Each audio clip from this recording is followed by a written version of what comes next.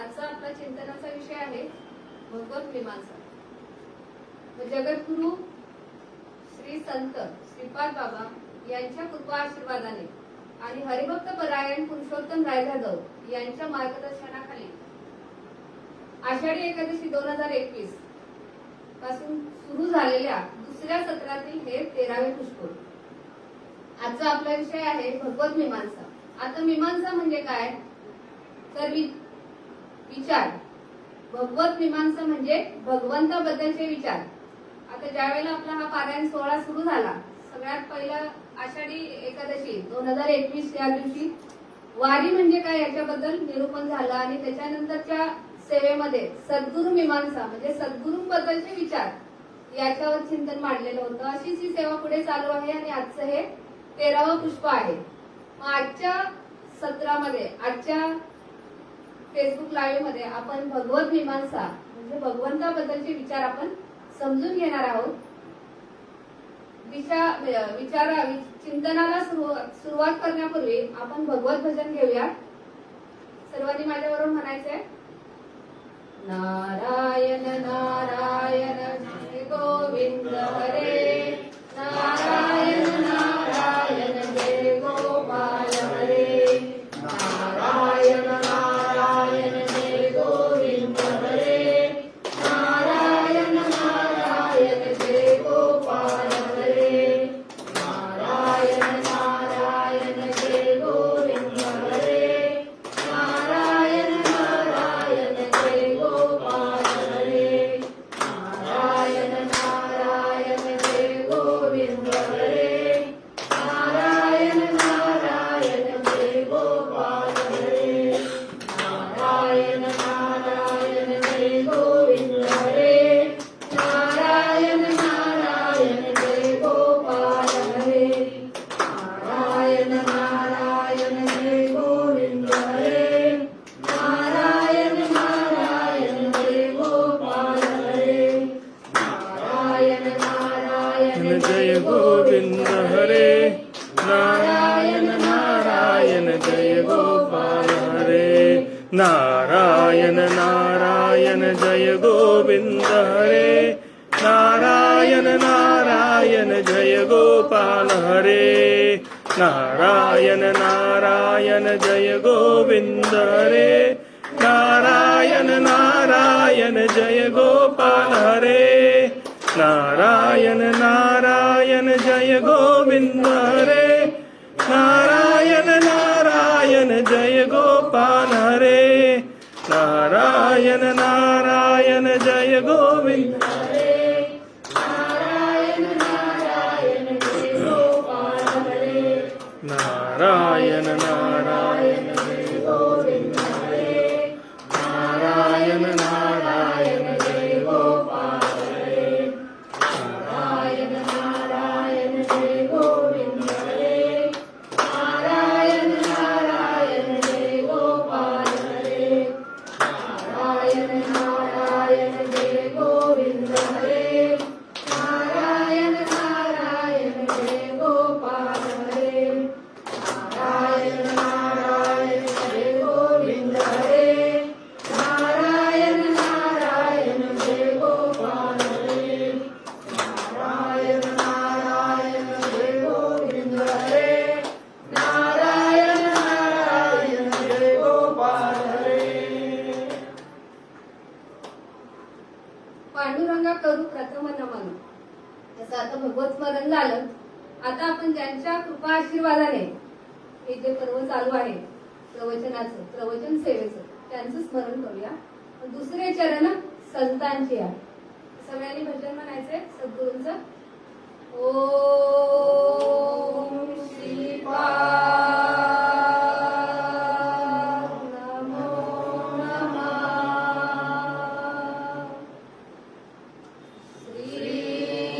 श्रीपाद नमो नमः,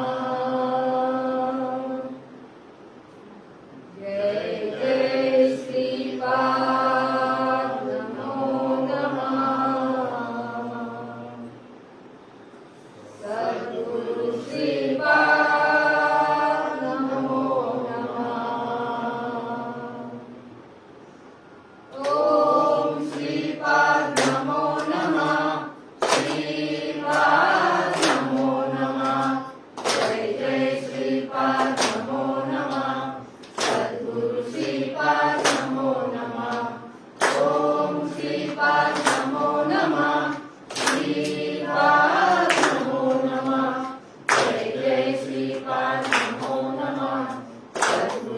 श्रीपाद नमो नमः.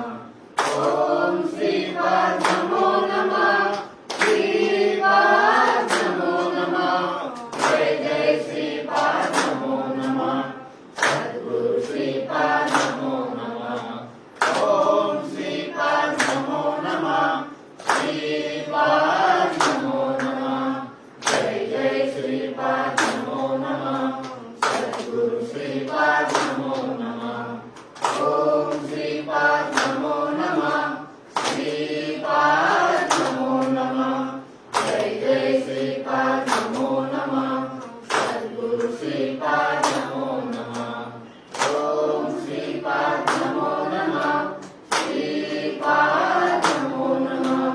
जय जय श्रीपाद नमो नमः. सद्गुरु श्रीपाद नमो नमः.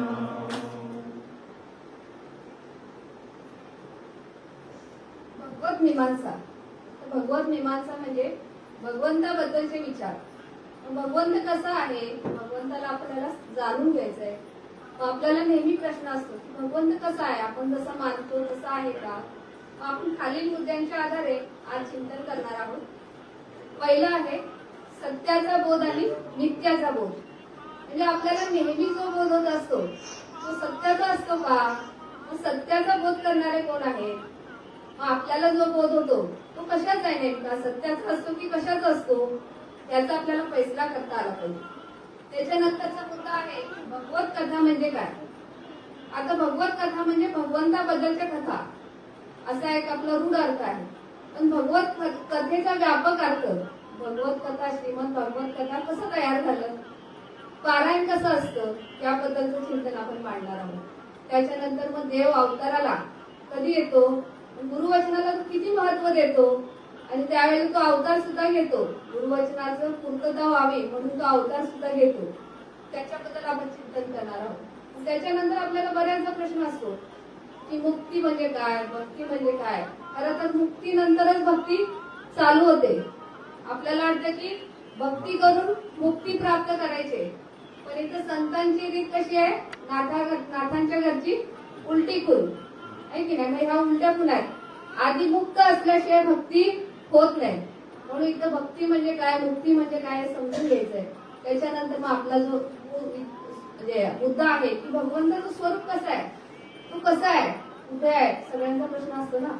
दिसत का नाही तो, आपण म्हणतो ना की दिसत का नाही, पण आपल्याला ती बघण्याची एक दिव्य दृष्टी कशी प्राप्त होते आणि मग त्याचा अनुभव कसा येतो, मग भगवत भाव कसा निर्माण होतो, त्या भगवंताबद्दल प्रेम कसं निर्माण होतो, त्याचा परिणाम काय आणि हे कुणामुळे प्राप्त होतं, कसं प्राप्त होतं आणि ह्याची जी रीत आहे साधू संतांनी सांगितलेली ती आपल्याला समजून घ्यायची. आता पहिला मुद्दा आहे की सत्याचा बोध आणि मिथ्याचा बोध.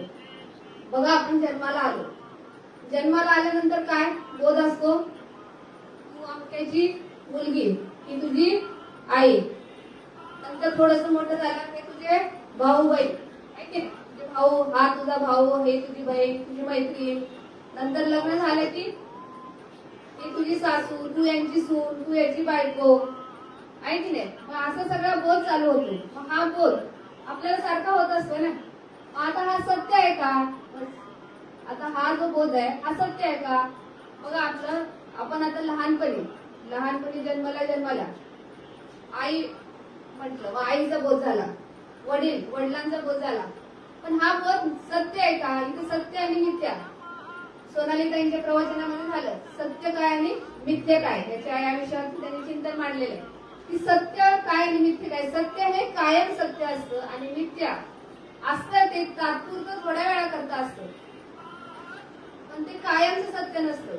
मिथ्या म्हणजे ते खोटं नाहीये, त्या वेळेपुरतं ते सत्य आहे, पण ते तात्पुरतं आहे, अखंड नाहीये, त्याला म्हटलं मिथ्या. मग आपल्याला जो बोध होत असतो, बघा, आई कुठपर्यंत, मुलगी कुठपर्यंत, किती बदलत जाते ना नातं, प्रत्येक स्टेपला ते नातं बदलत जाते.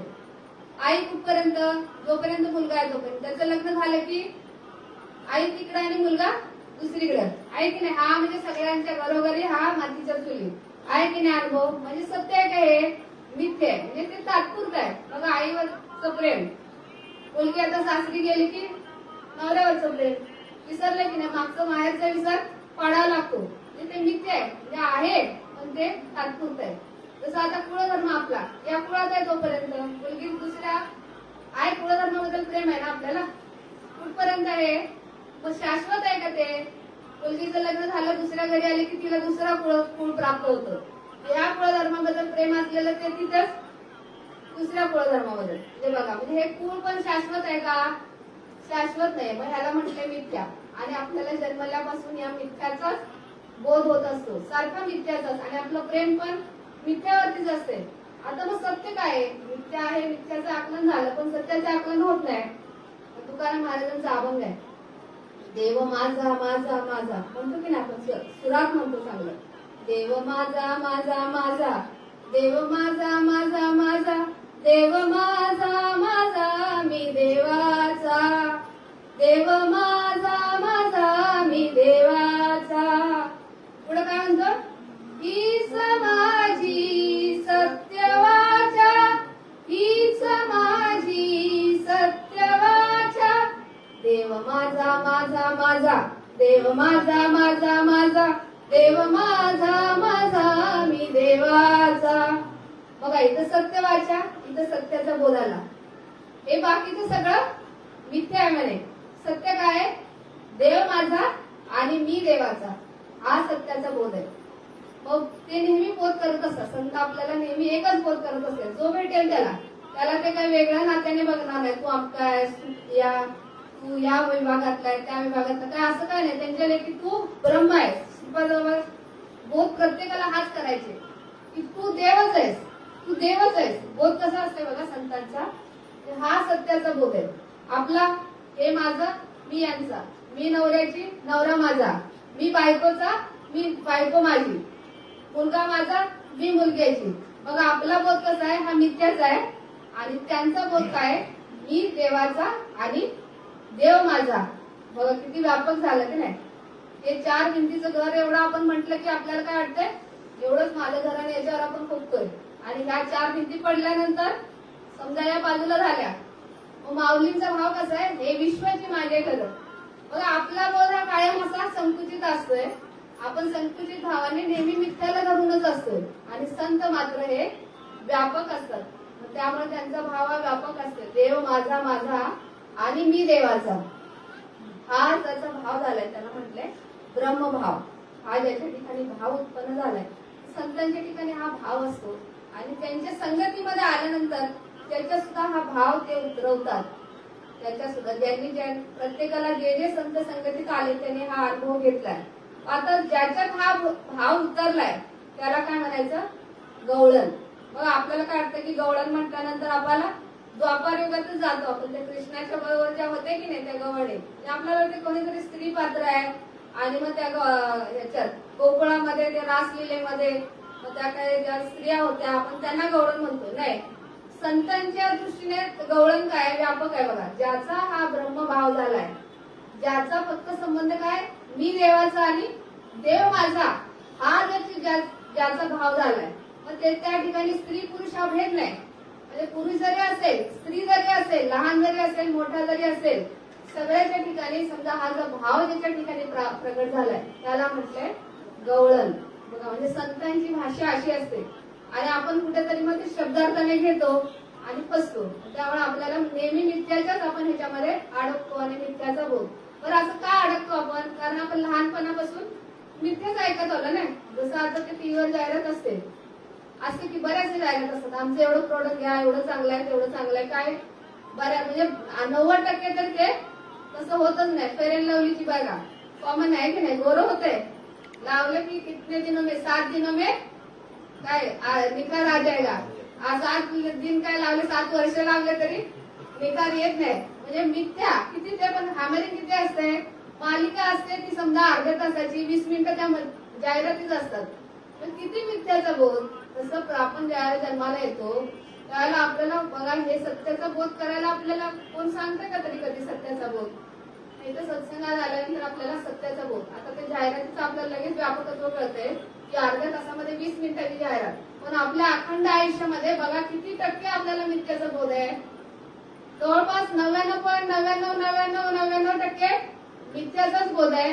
आणि कुठेतरी एखाद्या वेळेला मग काय संत वाङ्मयाचा आपला परिचय आला किंवा म्हणजे आपलं शाळेमध्ये असेल किंवा कीर्तनामध्ये असेल, प्रवचनामध्ये, आणि आपण किती लक्ष देऊन ऐकतो. आपल्याला वाटतं की हा काय टाळकुट्यांचा बाजार आहे, हा काय टाळकुट्यांचा बाजार आहे, रिकामटेकड्या लोकांचं हे काम आहे.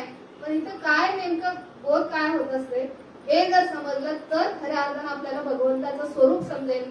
त्याचा आणि माझा संबंध काय आहे, देव माझा आणि मी देवाचा, हा संबंध आपल्याला पण जोडता येतो का, हा सत्याचा बोध आपल्या ठिकाणी रुजल्यानंतर जो काही व्यापक भाव होते भगवंताबद्दलचं स्वरूप त्याचं आकलन होते आणि मग त्याच्याबद्दल एक प्रेम निर्माण होते. आणि मग ज्यावेळेला हे प्रेम निर्माण होते की नाही त्यावेळेला त्या ठिकाणी आनंद प्रगट होतो. आनंद हे ईश्वराचं व्यक्त स्वरूप आहे.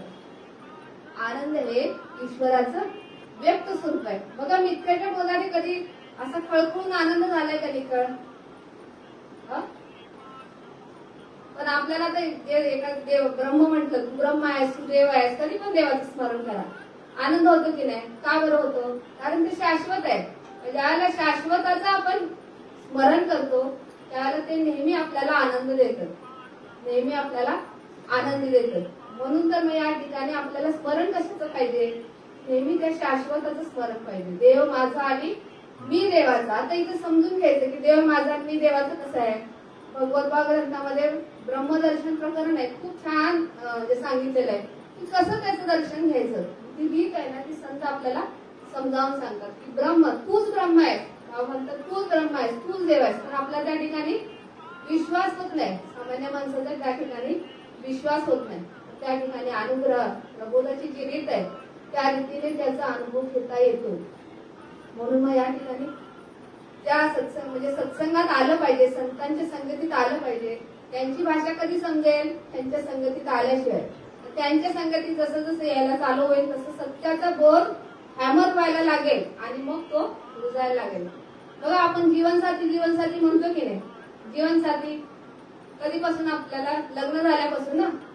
लग्न झाल्यानंतर आपला जीवनसाथी, होय की नाही? मग आता जीवन म्हणजे काय? जीवन म्हणजे पहिल्या श्वासापासून शेवटच्या श्वासापर्यंत जो काळ आहे त्याला काय म्हटलंय? जीवन. आता तो पूर्ण जीवनभर म्हणजे पहिल्या श्वासापासून शेवटच्या श्वासापर्यंत जो साथ देणार आहे त्याला म्हणायचं जीवनसाथी. आता तो भगवंत आपल्या पहिल्या श्वासापासून शेवटच्या श्वासापर्यंत आहे, त्याचा आपल्याला कधी वाटत नाही की तो माझा जीवनसाथी आहे. आपल्याला काय वाटतं की लग्न झाल्यानंतर जो आला जीवनामध्ये किंवा आली जीवनामध्ये तो आपला जीवनसाथी आहे. मध्येच कुठेतरी येतो आणि शेवटपर्यंत आहे की नाही त्याची शाश्वती आहे का कोणाला? म्हणजे मागे पुढे होणार आहे ना, कोणतरी आधी जाईल कोणतरी मागे राहील. म्हणजे आहे का तो शेवटपर्यंत? मग खरा जीवनसाथी आहे का? या ठिकाणी जीवनसाथी आपला श्वास आहे की नाही, श्वासाच्या रूपाने तो भगवंतच आपला जीवनसाथी आहे. पण त्या ठिकाणी आपला निश्चय होत नाही हा माझा जीवनसाथी आहे आणि मग त्यामुळे त्याचं स्मरण आपल्याला होत नाही. मग त्याचं स्मरण होण्यासाठी मग या सगळ्या भगवंताबद्दल समजून घेण्याचं भगवत मीमांसा, सद्गुरु मीमांसा, हे जे काही ग्रंथ आहेत, ज्ञानेश्वरी, तुकाराम गाथा, याच्या माध्यमातून आपल्याला संतांनी त्यांना जो सांगायचा बोध की सत्याचा बोध मुरवायचं चाललंय त्यांचं. म्हणजे बघा असं कार्य युगानुयुगे चाललंय. आत्ताच हे कार्य चाललं म्हणजे वर्षानुवर्ष हे कार्य चाललं. म्हणजे संत कायम आपल्या अवतीभोवती असतात आणि हा बोध करत असतात. फक्त आपल्याला तो बोध करताय त्याची जाणीव होत नाही आपल्याला. ज्या दिवशी जाणीव होईल त्या दिवशी आपल्याला काय ग्लानी आलेली असते. बघा आता 4 वाजलेत, आता 4 सव्वा 4 झाले असतील. सगळे झोपेतनं उठलेले असतील, झोपेतनं असे डोळे चोळत चोळत उठून बसून प्रवचनाला चालत बसलेले असतील ना. म्हणजे बघा आता झोप सगळ्यांच्या आवडीचा विषय, कोणाला असं आवडत नाही असं नाही. बरं झोपेचं आता एक झोपेबद्दल एक गोष्ट आपण ऐकतो. आता झोपेचं काय झालं? झोप भगवंताने निर्माण केली, भगवंताने झोप निर्माण केली. मग आता ती म्हणाली मला म्हणजे मी कुठं थांबू म्हणे. मग तिला म्हणे तिच्यासाठी कुंभकर्ण तयार केला, कुंभकर्णाच्या आश्रयाला जा म्हणे. आता कुंभकर्ण सगळ्यांना माहितीये 6 महिने झोपायचा आणि 6 महिने खायचा, ही वृत्ती आहे मला. 6 महिने झोपायचा, त्याच्या आश्रयाला गेली म्हणजे काय निवांत.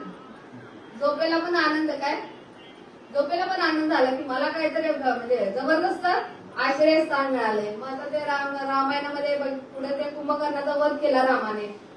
आता झोपेचं आश्रयस्थान मोडलं ना, झोपेचं आश्रयस्थान मोडलं. ती चौथाळी ती चिडली चांगली, म्हणाली माझं आश्रयस्थान मोडलं म्हणे, मी बघतेच आता तुला. कोणाला? भगवंताला म्हणाली. ती म्हणे काय करशील? ती म्हणे तुझ्या वैकुंठाला मी टाळाच लावते म्हणे. तू माझं आश्रयस्थान मोडलं म्हणे, मी वैकुंठाला टाळाच लावते. बरं म्हणे, मग कसं काय? तर म्हणे की तुझं जिथं भजन कीर्तन प्रवचन चालू असते ना, तिथं मी जर बरोबर जाऊन बसणार त्यांच्या डोक्यावर. कुठं? बघा, झोपेला सत्संग का आवडतो? कारण तिनं ते म्हटलेलं आहे ना, मी तुझा जिथं वैकुंठाचं काय, तिथं वैकुंठ जिथं आहे, जिथं नामघोष चालू आहे, जिथं प्रवचन कीर्तन चालू आहे, त्या ठिकाणी म्हणजे भगवंताचं स्मरण करतायत ना लोक. त्या ठिकाणी म्हणजे वैकुंठाला टाळा लावायचं म्हणजे काय, हे स्मरण होऊ द्यायचं नाही. मग काय डोक्यावर जाऊन बसायचं. लोक अशी पेंगायला चालू होतात बघा, कुठं पण कीर्तनात प्रवचनात. असं तत्वज्ञानाच्या गोष्टी आल्या की काय होतं, ज्या वेळेला तत्वज्ञानाच्या गोष्टी चालू होतात, भगवंताबद्दलच्या गोष्टी चालू होतात, आणि पिक्चरला जावा, तमाशामध्ये जावा, राजा राणीच्या गोष्टी सांगू दे. आता मुलभूताच्या गोष्टी बघतात. झोप येते का? असे रात्र किती जरी झाली तरी असे डोळे फाडून फाडून बघत बसतात, आहे की नाही? झोप येते का तिथे? ती तिथे येणार नाही, तिला आवडत नाही. तिला तिथं आवडत नाही. तिला काय आवडतं? तिला तिथं ते म्हटले ना, मी तिथं वैकुंठाला टाळा लावणार आहे, ती बरोबर त्या ठिकाणी हजर असते. बरं म्हणाला भगवंत, पण मग काय तर त्याला काही सगळ्यासाठी उपाय आहे ना? म्हणे ठीक आहे म्हणे, माझ्याकडे ह्याच्यावर पण उपाय आहे. काय म्हणे?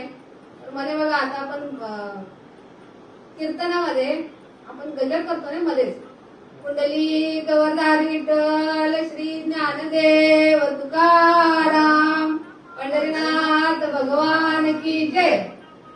बघा, असा गजर केला की ती झोप पळून जाते ना. म्हणजे ज्या वेळेला भगवंताच्या नामाचा गजर केला जातो किंवा असं प्रवचनामध्ये काय ऐकताय ना, समजताय ना, एखाद्याचं नाव घेऊन विनोद वगैरे काय थोडाफार केला जातो, काय त्याच्यातून साध्य करायचं असते? काय कोणाची परीक्षा घ्यायची नसते, तुम्ही ऐकताय का काय, ते झोपेला पळवून लावायचं असते. उद्देश काय? ज्यावेळेला तिथं भगवंताचं नाम मोठ्याने गजर होतो की नाही, विठ्ठल विठ्ठल कीर्तनामध्ये पण, त्यावेळेला ती पळून जाते, लगेच पळून जाते. म्हणून तर मग हा गजर कशासाठी असतो? मग आपल्याला वाटतं की करमणूक वगैरे काय नाही, त्या ठिकाणी ती ग्लानी येते, झोप येते, तिला पळवून लावायचं, लगेच पळून जाते. ती थांबत नाही, मग लगेच हा फ्रेश ऐकायला. बघा, आपल्याला पण सकाळचं आपल्याला भजनाची रीत सांगितली ना बाबांनी. ग्लानी येते ना आपल्याला, सकाळी उठू वाटते का साखर झोपेत? ग्लानी असते ना. आणि पुढं मग ते स्मरण तर झालं पाहिजे, उठल्या उठल्या त्याचं स्मरण झालं पाहिजे भगवंताचं. आता स्मरण होण्यासाठी ग्लानी गेली पाहिजे. मग सकाळी सकाळी उठून पहिल्यांदा काय करायला सांगितलंय? त्याचा गजर झाला पाहिजे, त्याचा भगवंताचा सद्गुरूंचा गजर करा म्हणे, सद्गुरु नामाचा. काय आपल्याला नाम माहित नाही? आत्मचिंतन करा, भजन करा ब्रह्ममुहूर्तावरती. का बरं? तर आता त्या ब्रह्माला जाणण्यासाठीचा जो योग्य मुहूर्त आहे तो कधी आहे? सकाळी पहाटेला 4:40 ते 5:30. हा ब्रह्म जाणण्यासाठीचा योग्य मुहूर्त आहे. म्हणजे तत्वज्ञान आहे की नाही, ब्रह्माला जाणण्याचं, भगवंताला जाणण्याचं. हा तसं म्हणजे एवढं सोपं, म्हणजे ज्ञान तिथं करायला गेलं की विपरीत ज्ञान लगेच बाजूला चिकटलेलं असतं. ते तसं होऊ नये म्हणून योग्य जो मुहूर्त आहे की नाही, पहाटे जो आहे, त्याला जाणण्याआधी मग बाबांनी काय सांगितले? गजर झाला पाहिजे म्हणून. ती जी काही ग्लानी आली, मरगळ आले, मल विक्षेप आवरण सगळे काही विकार दोष सगळे निघून जातात आणि फ्रेश एकदम, म्हणजे मेंदू त्या ठिकाणी तल्लख होते ते विचार ग्रहण करायला भगवंताबद्दलचे. मग त्याच्यानंतर बघा परिपाठ असतोय, परिपाठ आपण रोज ऐकतो, म्हणजे ते विचार ऐकले जातात ना भगवंताबद्दलचे, सद्गुरू बद्दलचे. कसं आहे मग आपल्याला नेमकं काय करायचंय?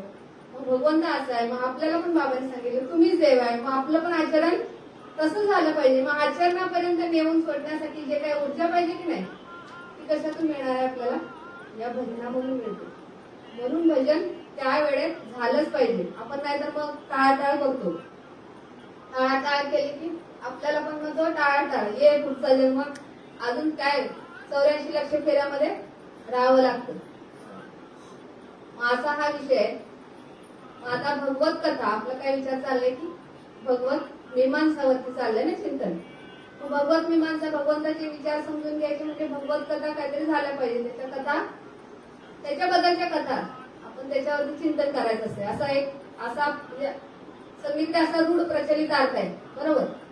आता एक अनुभव आपण बघूया. म्हणजे 2019ला लॉकडाऊन चालू व्हायच्या आधी, 2-3 महिने आधी, मला वाटतं दसऱ्याच्या दरम्यानच त्या वर्षी चिखली निपाणीकरांनी त्यांनी पारायण चालू केलं, भगवतभाव ग्रंथाचं पारायण चालू केलं. बघा पारायण पण कसं असायला पाहिजे, खूप छान उदाहरण आहे. पारायणाचा अनुभव काय, भगवत कथा म्हणजे काय, किती सुंदर त्याच्यामध्ये त्या म्हणजे उदाहरणातून, आणि हे आत्ताच घडलेलं उदाहरण आहे. मग त्यावेळेचा ते पारायणाचा अनुभव नामदेव भाऊ तिथले साधक आहेत, ते काय सांगतात बघा. ते सांगण्यासाठी ते एवढे उत्सुक आहेत की बाबा दुपारी झोपलेले होते, 3 वाजताच्या दरम्यान त्यांनी फोन केला. त्यांना ते एवढा सांगण्याचा आनंद, म्हणजे की मला एवढा आनंद होतोय, मला राहत नाही, मला करमत नाही. कधी एकदा पारायण चालू होते, कधी एकदा 6 वाजता, म्हणजे 6 ते 9 संध्याकाळी पारायण असायचं त्यांचं, कधी एकदा 6 वाजता, मग तोपर्यंत करमत नाही. मग काय करायचं, बाबाला फोन करून बाबाशी बोलायचं. फोन केला, बाबा झोपले तरी सुद्धा मग बाबा विचारलं काय, म्हणजे पारायणाचा एवढा आनंद होतोय, एवढा आनंद होतोय की कधी एकदा 6 वाजता अशी वाट बघत असते म्हणे.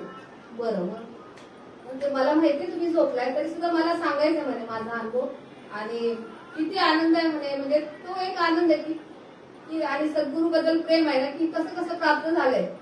आणि ते व्यक्त करताना ते काय म्हणतात की म्हणे ते पारायण चालू असते, संध्याकाळी 6ची सगळेजण वाट बघत असतात. बघा आता शेतकरी माणसं आहेत, चिखली निपाणी हा कोल्हापूर बाउंड्रीवरती तिकडे तो भाग आहे, सगळे शेतीवरती अवलंबून त्यांचं शेतकरी वर्ग आहे. म्हणजे शेतकऱ्याला किती काम असतं, सकाळपासून संध्याकाळपर्यंत कष्टाची काम आहेत ना. एवढं असताना पण त्यांचे लक्ष कुठे, भगवत भाव कधी एकदा ऐकायला मिळतोय, कधी एकदा पारायणाला जातोय, 6 कधी वाजतायत आणि तिथे जाऊन बसतोय. आणि तिथे बसून गेल्यानंतरचा म्हणजे अनुभव असा आहे. म्हणजे त्याला ती बघ पुराणातली कथेचा संदर्भ देऊन सांगतात. पुराणामध्ये कथा आहे, भगीरथ राजाची कथा आहे. त्या कथेचा संदर्भ देऊन काय म्हणतात ते, पुराणामध्ये भगीरथ राजा होता म्हणे, त्याने त्याच्या पूर्वजांना मुक्त करायचं होतं. ऋषींच्या शापामुळे ते भस्म झाले होते. आता ते भस्म झालेले जोपर्यंत त्या गंगेमध्ये वाहून जात नाहीत ती भस्म, तोपर्यंत ते मुक्त होणार नाही, असा तो शाप असतोय त्या भगीरथाच्या पूर्वजांना. ते गंगेला स्वर्गातून आणण्यासाठी भगीरथाने तप केलं, त्यांच्या वडिलांनी केलं, त्यांच्या आजोबांनी केलं. एवढं 3 पिढ्यांचं तप झाल्यानंतर ती गंगा स्वर्गातून यायला तयार झाली. आता येताना तर ती एवढ्या उंचावरून पडणार, ती म्हणाले माझा भार सहन होईल का म्हणे पृथ्वीला, ती एवढी वरून कोसळणार म्हणे, भार सहन होईल का म्हणे, सगळं वाहून जाईल. त्याला कशासाठी बोलवायचंय, उद्धारासाठी बोलवायचंय पूर्वजांच्या भगीरथाला. मग म्हणे उद्धार कसला, तिथं सगळं वाहून जाईल. मग म्हणे काय उपाय, म्हणे याच्यावर उपाय आहे म्हणे, शंकराला जाऊन तू त्याची विनवणी कर म्हणे, त्याच्याकडे उपाय आहे याचा. मग शंकराची आळवणी करतोय, मग शंकर तयार होतोय. लोककल्याणाचं कार्य आहे ना, शेवटी उद्धाराचं कार्य आहे. मग शंकर तयार होते म्हणजे काय, ती जी गंगा आहे की नाही, ती गंगा जटेमध्ये धारण करतोय, आणि मग ती जटा अशा त्या जटामधून हळूहळू गंगेचा प्रवाह असा, त्याचा स्पीड कमी होतोय, फ्रिक्शन वाढल्यामुळे काय स्पीड कमी होतोय, आणि ती गंगा मग हळूहळू पुढे वाहत राहते, आणि जे काय मार्गात येईल त्याला शुद्ध पवित्र करत राहते. बघा आता आज पण आपण मानतो की गंगेमध्ये जाऊन आपण पवित्र, म्हणजे गंगेच्या पाण्याने स्नान केल्यानंतर पवित्र होतं. आता हे रूपक आहे ना, ही कथा आहे भगवत, म्हणजे पूर्वी पुराणामधली कथा आहे, आणि हिला आपण भगवत कथा म्हणतो. भगवंताबद्दलच्या कथेमध्ये ही एक कथा येते. बरं, ही त्यांनी कथा कशी जोडली बरं तिथं काय म्हणत, आता आम्ही पारायण ऐकतो म्हणे, आम्हाला तसंच अनुभव वाटतो म्हणे की ती ज्ञानगंगा आहे म्हणे. भगवत भावामधले जे विचार आहेत ना, ते म्हणे एवढे वेगाने येत आहे, आणि ते अण्णांनी म्हणे त्यांच्या डोक्यात धारण केलेत, आणि त्यांच्या मुखातून म्हणे बाहेर पडतायत, आणि त्या गंगेमधून राहताना एवढा आनंद होतोय. बघा कसा अनुभव सांगतो, पारायणाचा अनुभव कसा घ्यायचा आपल्याला. तर पारायण म्हणजे सुरुवातीपासून शेवटपर्यंत वाचून संपवायचं. काय, सुरुवातीपासून शेवटपर्यंत वाचून संपवायचं, हा अनुभव खरा पारायणाचा हा अनुभव आहे. नामा म्हणे ग्रंथ श्रेष्ठ ज्ञान देवी, एक तरी होवी अनुभवावी.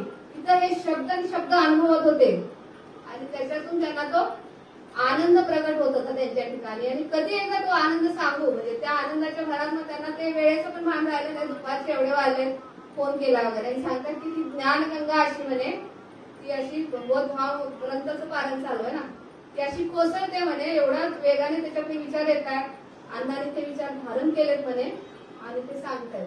बघा आता आज सुद्धा परिपाठ ऐकताना आपल्याला हा अनुभव येतो की नाही, तो जो आहे की नाही अनुभव त्यांनी घेतलेला, तो अनुभव रोज 15 मिनिटाचा आपल्याला परिपाठ असतो ऐकायला, पारायणाचंच आहे ना ते रेकॉर्डिंग.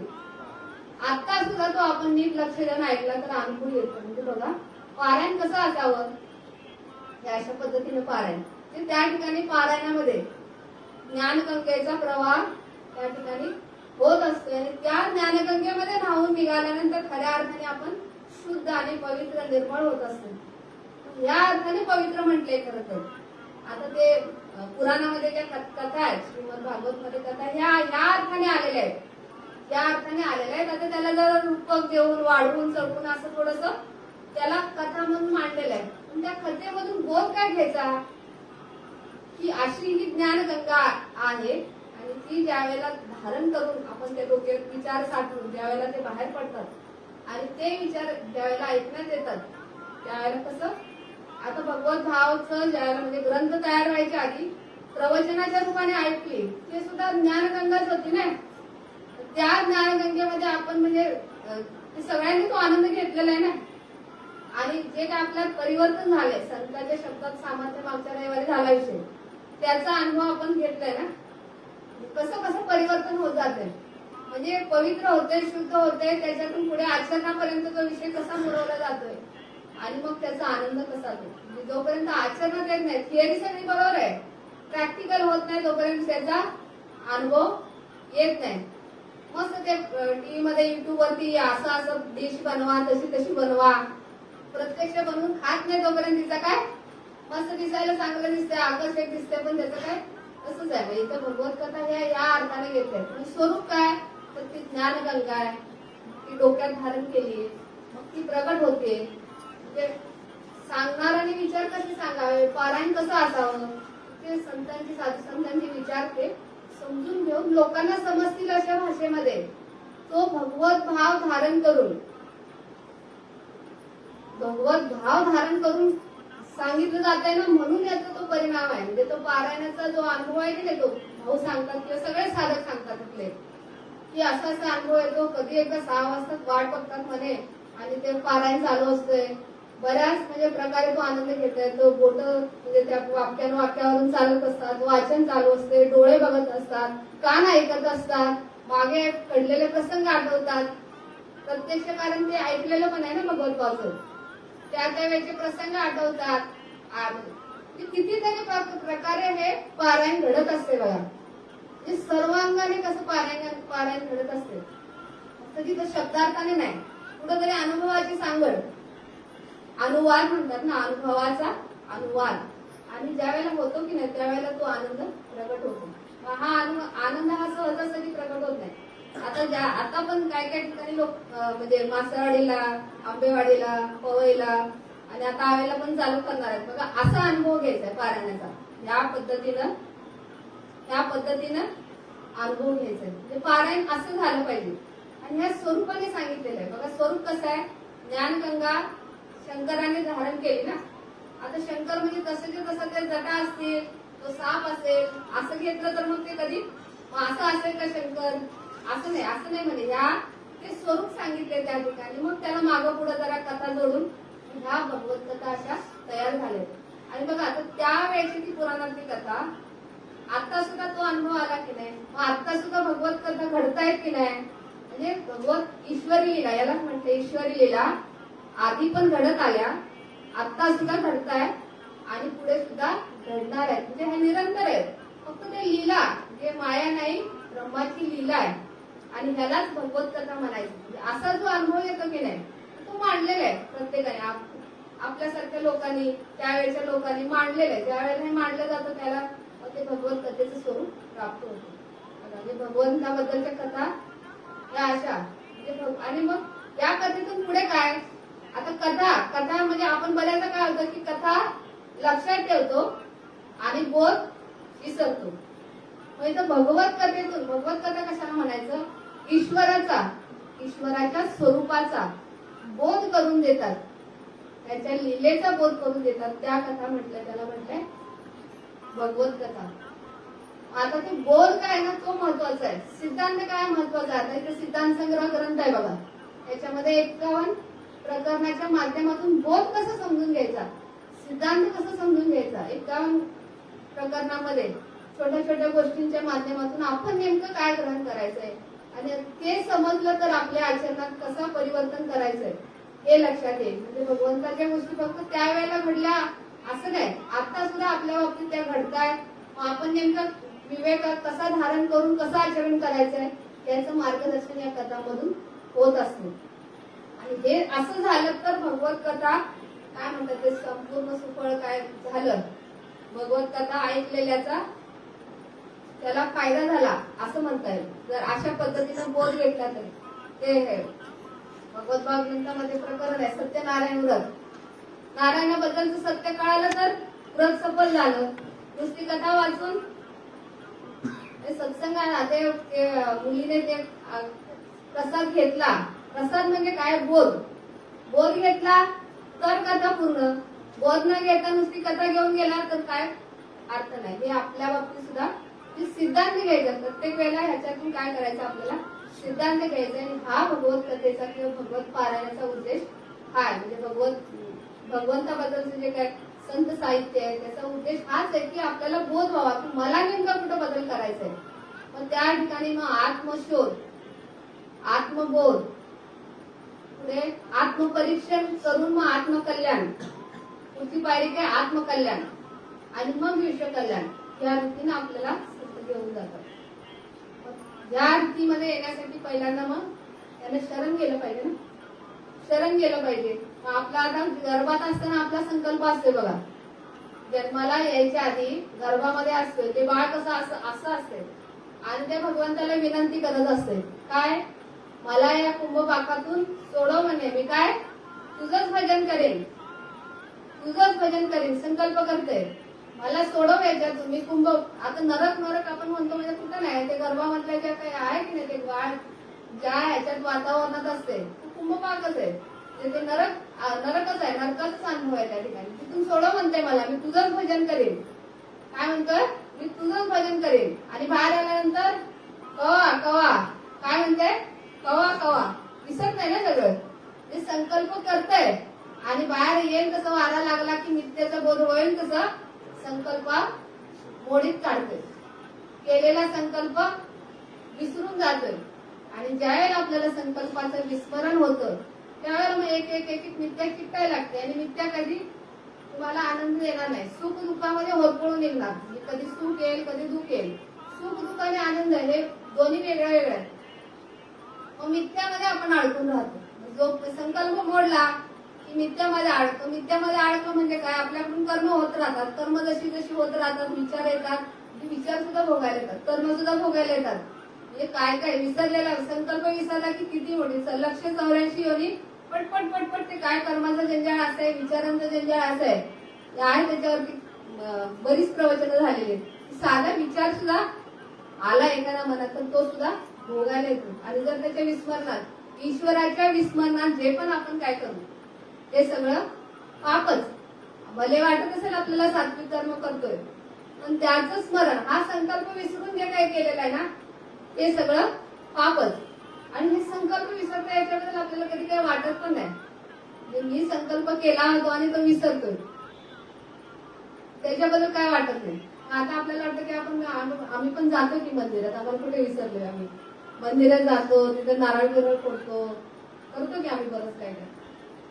पण ते खऱ्या नामदेव महाराजांना बघा, आता नामदेव महाराजांच्या ताटात देव जेवायचा, त्यांच्या कीर्तनात नाचायचा बघा.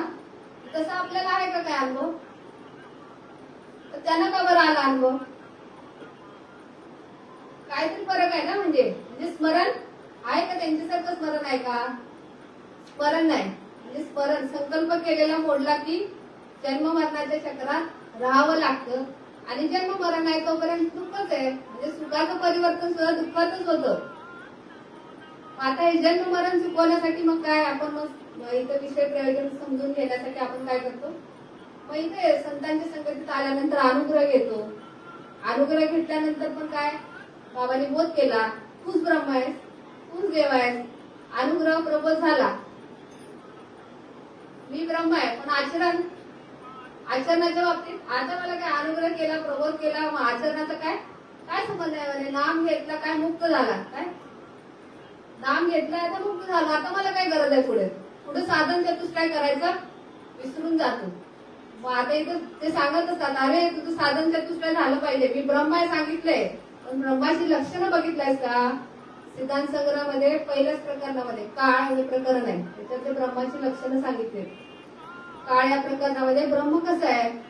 त्याला कशाची भूतकाळाची खंत नाही, भविष्याची चिंता नाही. हे येते का आचरणात? नाम घेतलं, अनुग्रह झाला, ब्रह्मासारखं आचरण झालं पाहिजे. वचन दिलं तिथं, संतांना वचन दिलं की मान हरवली.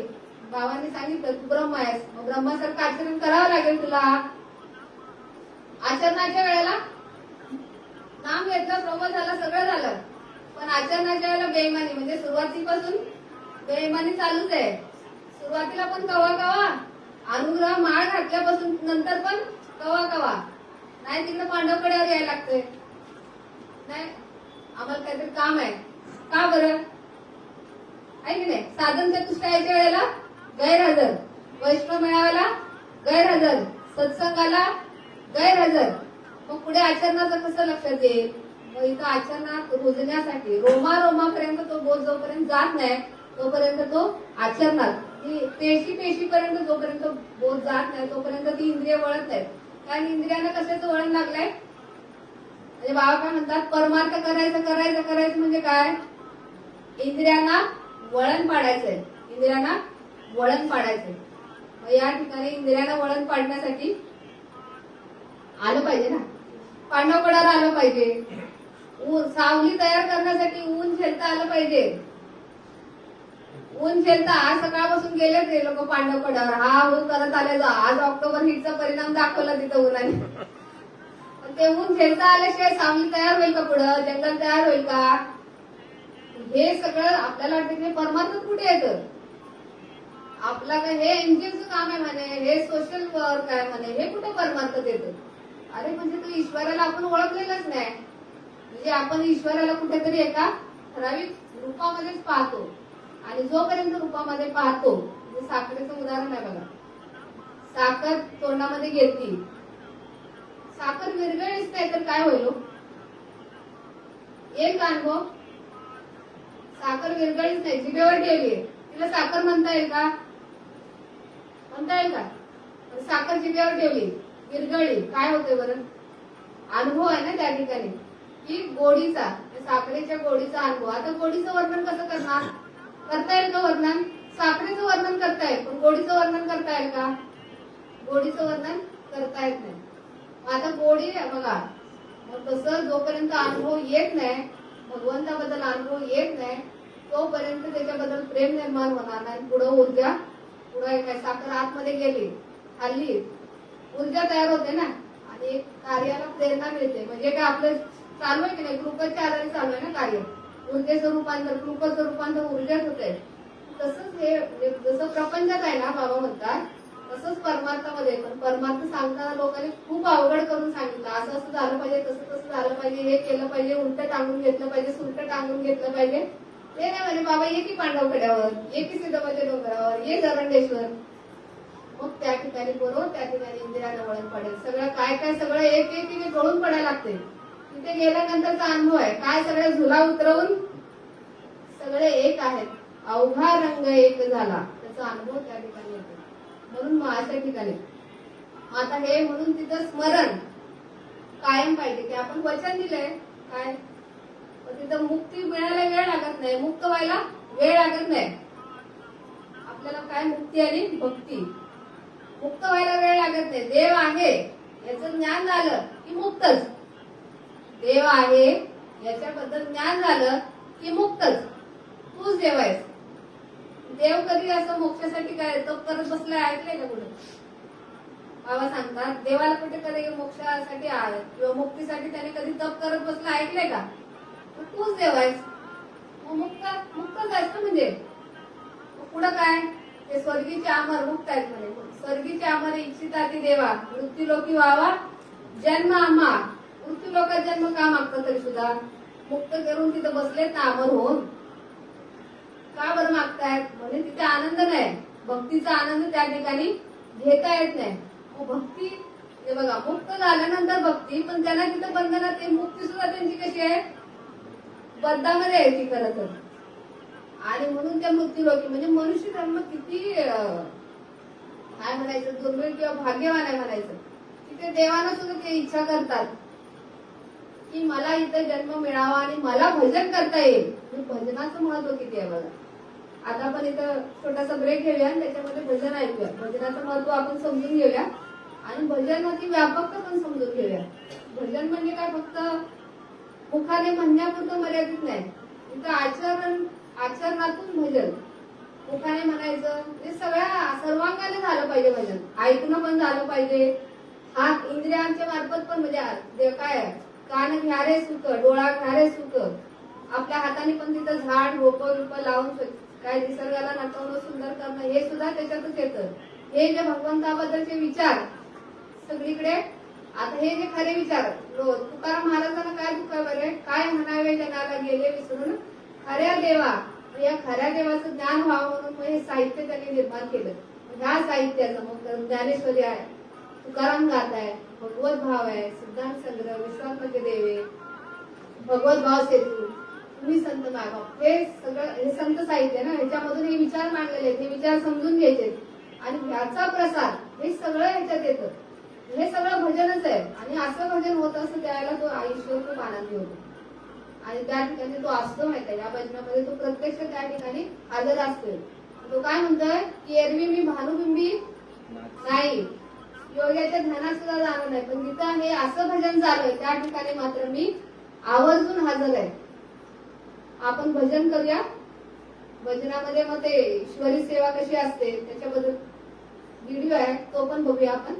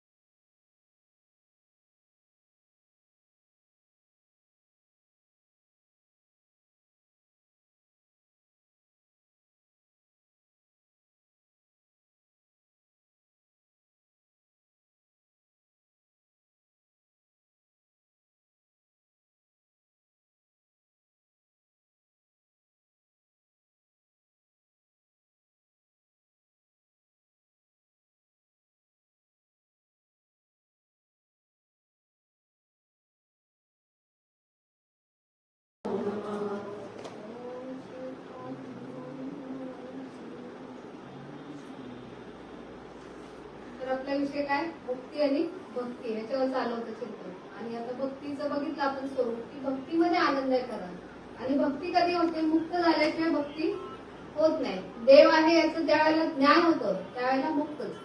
आणि ही मुक्त अवस्था प्राप्त करून मग भक्ती. आणि भक्तीचा परिणाम काय आहे, भक्तीचा परिणाम आपल्या संपूर्ण आयुष्यावरती होत असतो. भक्तीचा परिणाम आपल्या संपूर्ण आयुष्यावरती होत असतो आणि संपूर्ण आयुष्य आपल्याला मग आनंद घेता येतो. तुकाराम महाराजांचं काय म्हणतात, आयुष्याच्या या साधने सच्चिदानंद पदवी घेणे, म्हणजे सतत आनंदाचा अनुभव घेणे, ह्याच्यासाठीच मनुष्य जन्म मिळालाय. मॅन टेन्स टू गॉड या प्रकरणामध्ये भगवंतामध्ये माणूस जवळजवळ ईश्वरच आहे, जवळजवळ पोहोचलेला आहे. Man tends to God limits मध्ये असते ही थिअरी वापरली जाते, जवळजवळ पोहोचलेला आहे. पण म्हणजे तो मुक्त लगेच होऊ शकतो. मुक्तीनंतर त्याने काय, भक्ती म्हणजे कधी बरं पोहोचेल, आनंद हे त्याचं स्वरूप आहे. ज्यावेळेला भक्ती चालू होईल तसं तसं त्याला हळूहळू आनंदाची अनुभूती येत येत येत येत एक एक कोश पार करत शेवटी आनंदमय कोश हा सुद्धा पार करून मग आनंद व्याप्त या स्थितीला, म्हणजे त्या ठिकाणी तो भगवत स्वरूपच झाला. आणि मग त्या ठिकाणी तो काय भक्तीचा आनंद स्वतःही घेतो, आनंद प्रस्थापित. मोक्ष प्रकरणामध्ये आले सिद्धांत संग्रहामध्ये की 2 तत्व म्हणजे 7 तत्वापैकी पहिली 2 तत्व काय, आनंद प्रस्थापित करा आणि आनंद प्रसारित करा. म्हणजे आनंद आता बघा, ज्ञान मग झालं, ज्ञान झालं की मुक्तच. ज्ञान झालं पुढं वाढलं पाहिजे, टिकलं पाहिजे, शोभलं पाहिजे, त्याचा उपभोग घेता आला पाहिजे आणि ते दुसऱ्याला उपभोग देता आला पाहिजे. आता ज्ञानाचा परिणाम काय, मुक्त. ज्ञान झालं की मुक्त, पुढे पुढे वाढेल कसं, म्हणते भक्ती त्याच्यासाठी चालू होते, वाढण्यासाठी, टिकण्यासाठी. टिकत नाही ना संकल्प, लगेच वचन ते लगेच विसरतो. मग त्या ठिकाणी म्हणून सत्संग खूप महत्वाचा आहे. लगेच आपल्याला चिंता असते, मुक्त होता परी बळे बद्दल झाला, घेऊन या छंद माझे माझे. अगदी परमार्थात आला तरी माझ्या अमक्याचं कसं होईल, मी आलोय, मला समजला विषय, माझ्या नवऱ्याचं कसं होईल, माझ्या मुलाचं कसं होईल, ते कधी समजून घेतील, माझ्या गावात कधी समजून घेतील, आहे की नाही चिंता. ते बाबा म्हणतात दुसऱ्याची चिंता करायचं काय, तुला अधिकार, आपल्याला कोणालाच अधिकार नाही, फक्त आपली आपणच चिंता, आपली आपण करा सोडवणे, आपली चिंता करण्याचाच फक्त आपल्याला अधिकार आहे. आपण विनाकारण दुसऱ्याची चिंता करत राहतो आणि बद्ध होतो. मग सत्संगात आल्यानंतर ह्या विचारांचं ज्यावेळेला श्रवण होतं त्यावेळेला मग तो मुक्त. मुक्त मग कधी तात्पुरता मुक्त आहे तोपर्यंत, बाहेर गेला की परत बद्ध. म्हणजे जसं सत्संगात येत राहील, जसं जसं सत्याचा बोध होत राहील, जसं जसं हे भगवत मीमांसा समजत जाईल, सद्गुरु मीमांसा समजत जाईल, तसं तसं ते तळ्यात मळ्यात करत कधी एकदा पोहोचेल समजणार नाही. म्हणून सत्संगाची कास कधी सोडायची नाही. म्हणून सत्संग किती महत्वाचा आहे. सत्संगामध्ये आपल्याला सत्याच्या संकल्पावरती नेहमी आरूढ केलं जातं आणि म्हणून सत्संग त्या ठिकाणी पाहिजे. आता देव अवताराला येतो म्हणतो ना आपण, देव कधी अवताराला येतो बघा. आणि देव गुरुवचनाला किती महत्व देतो, गुरुवचनाचं महत्व किती आहे आणि देव त्या वचनाला महत्व किती देतो. आता शबरीचं उदाहरण आहे बघा, शबरीचं उदाहरण आहे. शबरी आता 30 क्रूर भक्ती म्हणून सिद्धांत संग्रहामध्ये प्रकरण आहे. परत भगवत भावामध्ये पण विस्ताराने विषय आलाय. शबरी ही आदिवासी राजकन्या, बऱ्यापैकी लोकांना कथा माहिती असते. कधीची शबरीची उष्टी बोरं रामाने खाल्ली, त्याच्या आधीची कथा काय आहे ते थोडक्यात सांगते. बराच विषय आपल्याला घ्यायचा चिंतनाला. की शबरी ही आदिवासी राजकन्या, मग तिचं लग्न ठरलेलं असतं. पूर्वीच्या काळी लहानपणी लग्न करायचे. मग तिचं एका राजकुमाराशी लग्न ठरलेलं असते. त्यांच्यात प्रथा काय म्हणजे तिथं की 500 बकऱ्याची दावण द्यायची. लग्नामध्ये 500 बकऱ्याची दावण द्यायची. आता ही बघते म्हणजे एवढी 500 बकरी आणलीत, विचारते कशासाठी आणलीत, ते म्हणजे तुझ्या लग्नात द्यायचंय, लोकांना पार्टी द्यायची. आपण काय आजकाल काय म्हणतो, पार्टी द्यायची. ही विचार करते माझं लग्न होऊन या 500 बकऱ्याचा जीव जाणार असेल तर मी बिन लग्नाची राहते. बघा एवढ्याशी छोट्या, आपल्याला वाटते ते छोटी होती, वयाने लहान होती, पण त्या ठिकाणी विचार चांगला. बाबा म्हणतात चांगला विचार करा, चांगला विचार केला तर बरंच काय परिवर्तन होतंय. मग शबरीच्या ठिकाणी काय चांगला विचार की या 500 बकऱ्याचा जीव घेऊन माझं लग्न होण्यापेक्षा मी बिन लग्नाची राहील. आता काही ठिकाणी प्रथा आहे की लग्न झाल्यानंतर ते हळदीचं केलं पाहिजे, त्याशिवाय संसार व्यवस्थित होत नाही.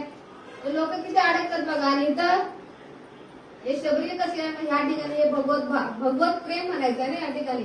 मुक्या जनावराबद्दल प्रेम आहे ना, की एवढ्यांचं जीव घेऊन मी जर लग्न करणार म्हणजे माझं लग्न होणार असेल त्यापेक्षा मी लग्न नाही करत ना. की आता घरी कोणी ऐकलं असतं काही सांगत बसली असती असं तर. ती सरळ रस्ता पकडला आणि निघाली. मग असं ज्या वेळेला भगवंताबद्दल असं ज्या वेळेला प्रेम निर्माण होते की हे भगवंताबद्दल प्रेमच आहे. मुक्या जनावराबद्दल जे काही प्रेम आहे त्यावेळेला तो भगवंत सुद्धा सहाय्य करत असतो त्या ठिकाणी आणि बरोबर त्या ठिकाणी मार्गदर्शन करतो. आणि शबरीला त्यांनी बरोबर त्या ठिकाणी जंगलातून रात्रीची निघाली घरातून.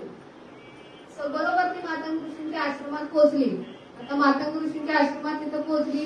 तिथं तिने विचारलं मला इथं काहीतरी काम द्या म्हणे, मी राहते इथे म्हणे, आता मी असं घर सोडून आली. म्हणे ठीक आहे, पण इथं म्हणजे राजकुमारांना इथं ट्रेनिंग द्यायचं चालू म्हणजे इथं ट्रेनिंगचा कॅम्प आहे काही वर्षासाठी, त्यामुळे तुला तरी इथं राहता येणार नाही म्हणे, मला काहीतरी काम द्या. म्हणजे तुला मग पत्र सांगतात की तू त्यांच्या नजरेत न पडता जे काही काम करायचं ते कर.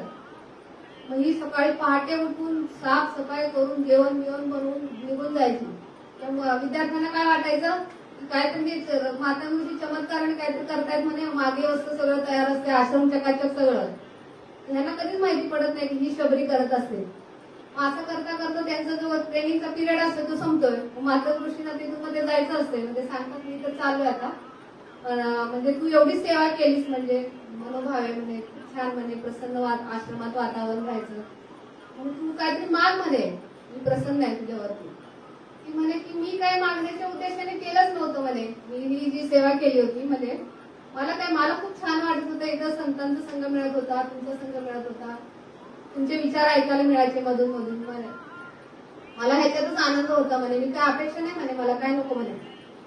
ती बऱ्याच वेळा विचारतात ऋषी, पण ही काय नाही मला काय नको म्हणे. तिला मागायच्या वेळेस सुद्धा काय म्हणजे इच्छाच नव्हती तर किंवा कुठल्या अपेक्षेने केलंच नव्हतं तर कसं लक्षात येईल. आपल्यासारखं असतं तर माझं ते लग्न मी हे करून आले होते, मग ते असं ते 500 बकरे वगैरे काय नको, मला राजकुमार मिळू दे असं काहीतरी मागितलं असतं ना. पण तिने काय विचार केला की नाही मला काय नको, मला तुमचा संघ मिळत होता हेच माझ्यासाठी भरपूर झालं म्हणून. मग त्यांनी शेवटी ओळखलं की हिला आता असा ज्याचा भाव आहे त्याला काय दिलं पाहिजे. तिला ते बोलवून सांगतात की ते बघ तुझी इच्छा काय असेल नाहीये हे खूपच चांगली गोष्ट आहे म्हणे, पण मला माहितीये की तुला काय पाहिजे. अशी ज्याची वृत्ती आहे त्याला काय भेटायला पाहिजे म्हणजे तुला राम भेटायला येईल. असा देव कधी भेटतो, असा भाव निष्काम भाव संन्यास योग प्रकरणात आलाय. ज्या वेळेला निष्काम भाव होतो त्यावेळेला स्वरूपाचं आकलन व्हायला लागते. म्हणजे स्वरूपाचं आकलन म्हणजे ते ईश्वर प्राप्ती आहे ना, त्या ठिकाणी ईश्वर प्राप्तीचा विषय. मग तुला राम भेटायले काय सांगतात माता ऋषी वर देतात तिला, तुला राम भेटायले. बघा रामाचा जन्म नाही, दशरथ आणि कौशल्या माता त्यांचं लग्न वगैरे काय नाही, ते लहान असतील कधीतरी, एवढ्या वर्षांच्या आधी रामाचा जन्म नाही काय नाही. त्याच्या आधी सांगतात की तुला राम भेटायले. बघा म्हणजे आता ह्यांनी वचन दिलं ना तुला राम भेटायले, शबरीला वचन दिले. आता हे वचन पूर्ण करण्यासाठी तो प्रत्यक्ष अवताराला येतो. बघा गुरुवचनाला महत्व किती आहे. गुरुवचनाला देव सुद्धा महत्व देतो किंवा गुरुवचनाला जो महत्व देतो तो देव होतो. बघा गुरुवचनाला जो महत्व देतो तो देव होतो. मग राम जन्माला त्याच्यानंतर आला, कितीतरी वर्षानंतर आला. त्याच्यानंतर मग त्याने शबरीला भेटायचं म्हणजे आता ही जंगलात आहे, तो आलाय जन्माला कुठे राजघराण्यात. तिथं आता तिथे वनवासाचं काहीतरी निमित्त केलं पाहिजे ना. बघा वनवास सुद्धा स्वीकारला, वचनपूर्ती होण्यासाठी वनवास सुद्धा स्वीकारला.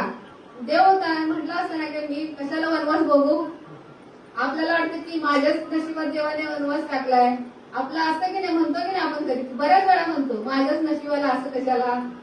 ते देव कधी म्हटलं नाही बघा. म्हणजे देवाने जसं सांगितलं तसं आचरण केलं आणि जसं आचरण केलं तसं सांगितलं तो देव आहे. तर त्यांनी त्यांच्या आचरणातून सांगितलेलं आहे सगळं. संतांनी त्यांच्या आचरणातून सांगितलेलं आहे. ह्या भगवत कथा आहेत की नाही त्या आचरणातून आहेत. आणि आपण त्या रूपावरती कुठेतरी मग असं म्हणजे रूपावरती बघायला जातो आणि आपल्याला मग ते त्याचं स्वरूप कळत नाही. म्हणजे स्वरूपाने बघायचं. आणि स्वरूप कधी समजतं ज्यावेळेला आपण संतांच्या ज्यांनी हे तयार केले ना त्यांच्या संगतीत आल्यानंतर मग त्याचं स्वरूप समजायला लागतं. की राम तिला भेटायला येईल. काय सांगितलेलं राम. मग तो आदिवासी वनवासाच्या ह्याच्यात सीतेला शोधत सीतेला पण मी पळवून तिला शोधण्यासाठी पण तिथे यायला लागलं ना. म्हणजे बघा सीतेला शोधतोच. आता तो कसा असेल त्या रामाचा अवतार बघा.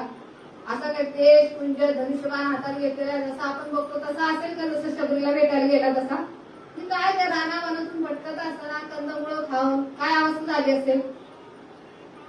पण बघा भक्त आणि देव कसा आहे.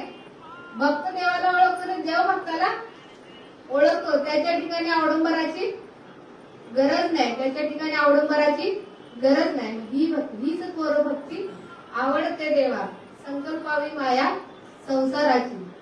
हे असं घडत असते. म्हणजे शबरीला प्रत्यक्ष राम भेटला आणि राम भेटल्यानंतर म्हणजे ती रामाला जन्म न देता रामाची आई झाली. आई म्हणून हात दिलेला आहे. किती ते प्रेम भगवंताबद्दलचं प्रेम बघा. हे इथे सत्य आहे.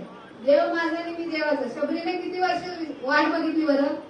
ज्यावेळेला वचन दिलं की नाही मातंग ऋषींनी राम तुला भेटायला येणार आहे असं आहे. कधी भेटायला आपल्यासारखं विचारलं असतं म्हणजे मी त्यावेळेला तयार राहीन असं काय म्हटली नाही. कधी येणार आहे. येणार आहे ना. तुमच्या शब्दावर विश्वास आहे. विश्वास तो देव हा विश्वास आहे की त्यांनी वचन दिलं त्यांनी सांगितलं ना होणार आहे.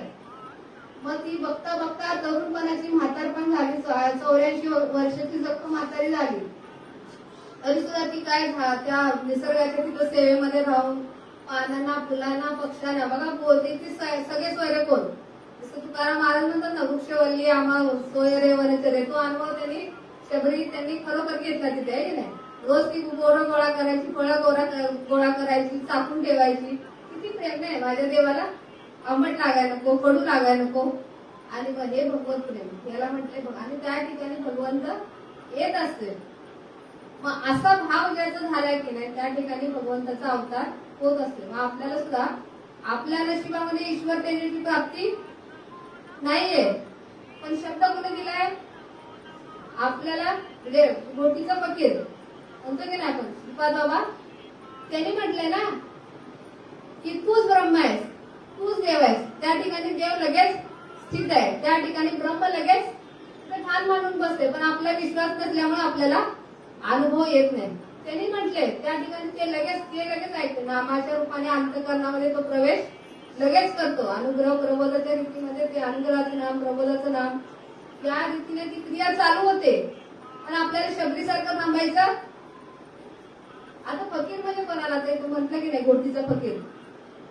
आता फकीर का बरं म्हटले. ज्याला कशाची फिकीर नाही तो फकीर. आता ते फकीराची अजून एक गोष्ट आहे की बघूया आपण नंतर परत या विषयाला येऊ. एक फकीर असतोय. आता जसं शबरीसाठी राम आला तसं ते एक फकीर असतोय. भगवद्गीतेमध्ये कथा आहे की एका राजाला मुलं नसतात. त्याला ते म्हणजे नारदाने पण ते विचारलेलं असते देवाला म्हणजे त्याला काय मुलं बाळा काय मृत्यू का नाही. म्हणजे त्याच्या नशिबात मुलं नाहीत.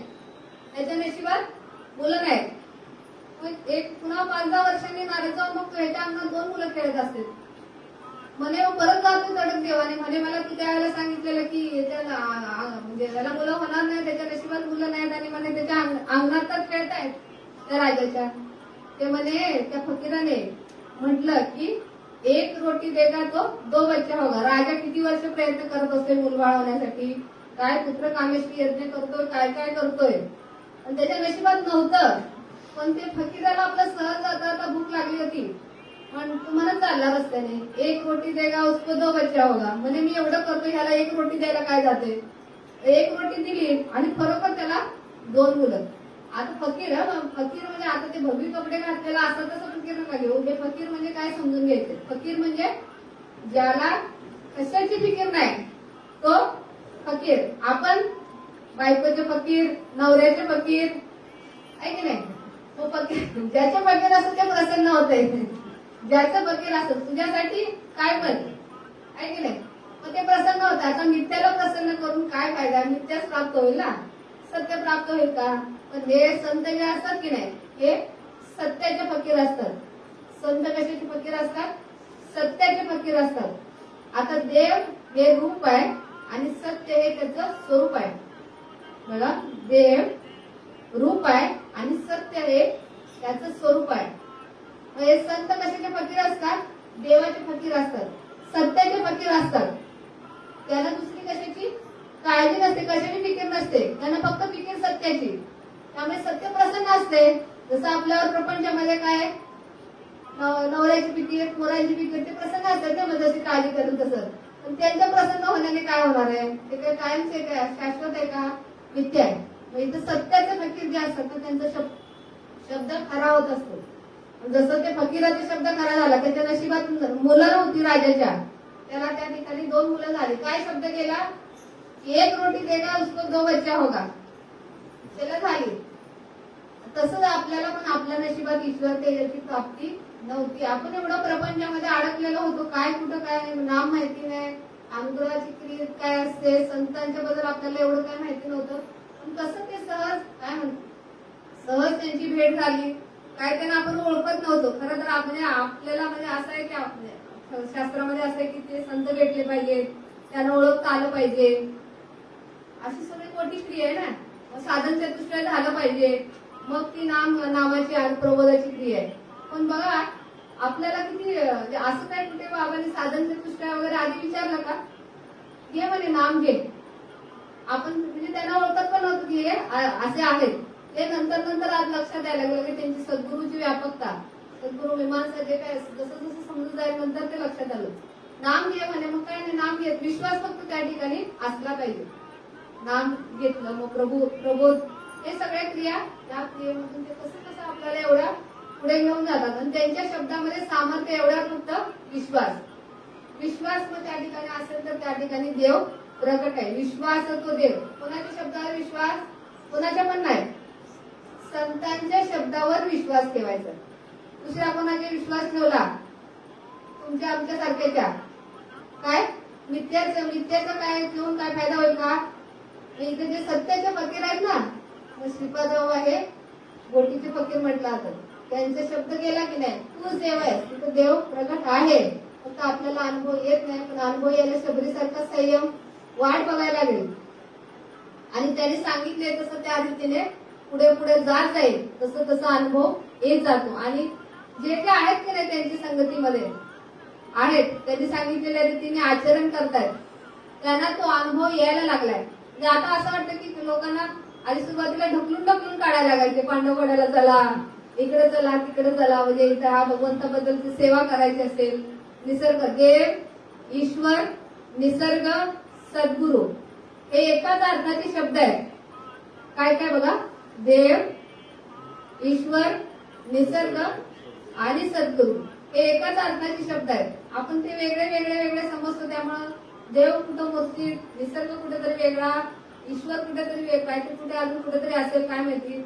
असं नाही, हे सगळं एकच आहे. म्हणजे कसं देव संकुचित भावाने आपण म्हणतो, अजून व्यापक झाला की ईश्वर, अजून व्यापक झाला की निसर्ग, आणि जो देव दाखवतो तो सद्गुरू, तो देव. म्हणजे असं करून हे सगळं एकच आहे. आणि ह्याचा ज्यावेळेला साक्षात्कार कधी होतो, त्यांनी सांगितलेल्या रीतीने आपण ज्यावेळेला जातो की नाही, त्यांनी सांगितलेल्या ह्याच्याप्रमाणे त्यांच्या कार्यामध्ये आपण ज्यावेळेला असतो की नाही सहभागी, वैष्णव मेळावे असतील, कुठं पारायण असेल, कुठं स्वच्छता अभियानाचं काम असेल, कुठं हे वैद्यकीय सेवा असतील.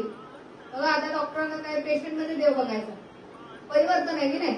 नाहीतर देव म्हणजे देव दुसरीकडे, पेशंट दुसरीकडे. पेशंटचं काय का होईना त्याला लोबाडायचं आणि इकडे देवाला देणगी द्यायची. म्हणजे इकडे लाख कमवायचे, इकडे 100 रुपये टाकायचे देणगी. हे आपला परमार्थ, हे आपली भक्ती. हे भक्तीमध्ये येत नाही म्हणे. तो म्हणे तो देवच आहे ना, पेशंटच्या रूपाने आलाय. त्या ठिकाणी त्याला त्या भावाने बघितलं नाही, त्या ठिकाणी तळमळ झाली होती, हा बरा झाला पाहिजे, त्याला सुख वाटलं पाहिजे. डोंगरावर ते पशु पक्षी वगैरे येतात की नाही, त्यांना निवारा झाला पाहिजे, मग मला गेलं पाहिजे. हा भाव कधी निर्माण होतो, ह्याला भक्ती म्हटले. ह्या भावातून जे काही कार्य होतं की नाही ते त्याला भक्ती म्हटलं. मग अशी भक्ती झाली पाहिजे. आणि ज्यावेळेला गुरु वचनाला महत्व किती आहे, हा भक्ती होते म्हणजे त्या अंतरंगामध्ये तो देवाचा प्रवेश झालेल्याचा अनुभव यायला लागतोय. कधी हे होते बरं, त्यांनी सांगितले ना तूच देव आहेस, त्यांच्या वचनाला किती महत्व आहे की त्या ठिकाणी देव प्रत्यक्ष हजर असतो. मग देव ऐकतो आणि आपण ऐकत नाही. आपण कोण मग? किंवा आपण विश्वास ठेवत नाही, आपण कोण मग? या ठिकाणी ज्यांनी विश्वास ठेवला ते बरोबर त्या मार्गाने जात आहेत. पुढं मग आपला प्रश्न असतो की बऱ्याच जणांचा प्रश्न असतो की देव अवताराला येतो, मग देव कसा आहे? देव कसा आहे? पुढचा प्रश्न, देव कुठे आहे? मग देव दिसत का नाही? आहे देव म्हणतात तुम्ही, तर दिसत का नाही? आणि देव काय करतो? प्रश्न आहे ना, सर्वसामान्य तो प्रश्न आहे, असा असतो. असंच ते अकबर बिरबलाची गोष्ट पण आहे. अकबर बिरबलाच्या गोष्टीमध्ये काय, बिरबल विचारतोय अकबर विचारतोय बिरबलाला की हे प्रश्नाची उत्तर म्हणजे तुला माहिती आहेत का, म्हणे मला सांग.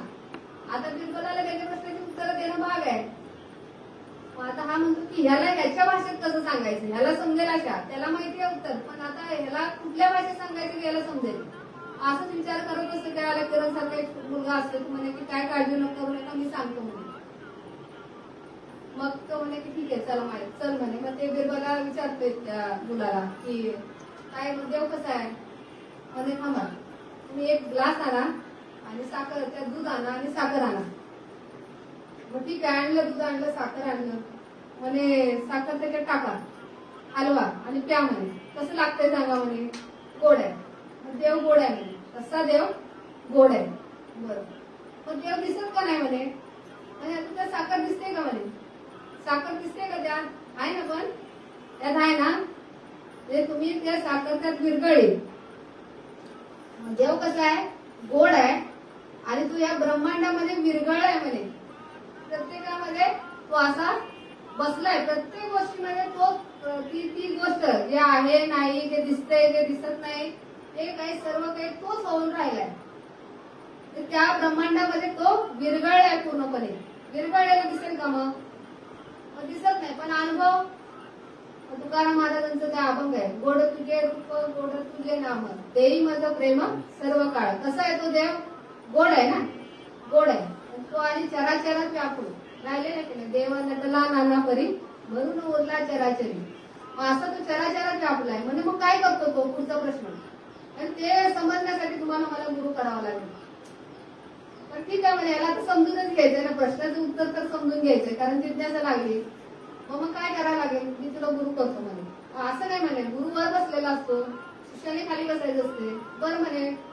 म्हणे मी खाली बसतो, सिंहासनावर तो खाली उतरतो, बस म्हणे तू.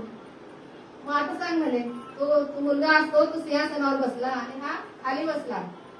म्हणे देव असं करतो म्हणे, कुणाला वर बसवून कुणाला खाली उतरवल काय सांगता येत नाही. देव कुणाला वर चढवल आणि कुणाला खाली आणेल काय सांगता येत नाही. तो म्हणे काय पण करू शकतो, हरपण बोलायचो. आता मागे पुरामध्ये बघितलं आपण, गावाच्या गावा वाहून जातात. म्हणजे होत्याचं नव्हतं व्हायला वेळ लागतं का? म्हणजे त्याची लीला कसं आहे, किंवा एखादा काय त्याच्याकडे काय नसते, लगेच काय काय क्रिया घडत जातात. म्हणजे नशिबात नसते, कधी कधी असं वाटतंय, पण ते भेटते. किंवा आस्त्याचं नव्हतं होते, पुरामध्ये घरं वाहून जातात.